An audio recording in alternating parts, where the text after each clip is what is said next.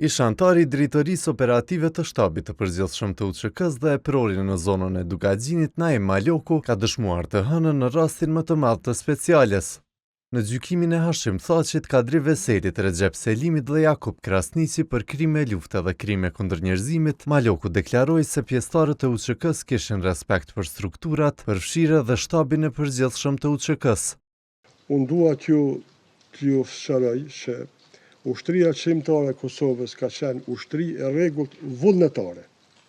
Pra, prej ushtarit parë dhe deri në të fundit, ka qenë vullnetare. Pra, krejt pjesëtarët nuk ka qenë e mobilizuar në bazë të ligjeve të qeverisë, të Ministrisë Mbrojtjes e tjera, por është vetë organizuar në baza vullnetare. Maloku tek ju përgjigj pyetjeve të prokurorisë lidhur me një intervistë që është publikuar në librin e Agim Zogajt, Dëshmi në rrugën e lirisë, tha se nga i pari deri tek i fundit në UÇK ishin vullnetar.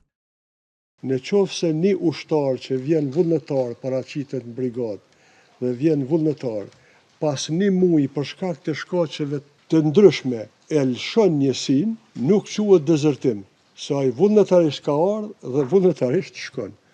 Edhe të zbatimi i urdhrave, pas zgjiri komandues, mundet njësiti apo ushtari vullnetar mos me zbatu ndonjë urdhën, edhe ai nuk përgjigjet para do të thotë organeve. Ai tha se antari i shtabit të përgjithshëm u bë në nëntor të 98-s. Në atë kohë sipas tij mbaheshin mbledhje mujore të shtabit në Divjak, e ku komandantët e zonave ishin antar të barabartë, e merrte pjesë edhe Recep Selimi si inspektori i përgjithshëm. Për të beson se nuk e pati mundësinë ta ushtronte siç duhej këtë detyrë.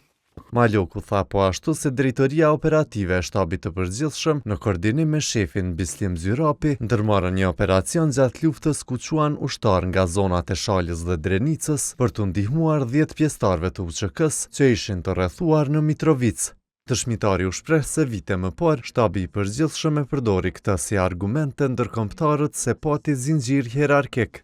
E për Jakub Krasniqin, dëshmitari theksoi se mbante kontakte me zyrat e informimit në Prishtinë, Tiranë e disa vende të Evropës. Tha se atë e njihte si zëdhënës të shtabit të përgjithshëm dhe si koordinator për komunikim me mediat.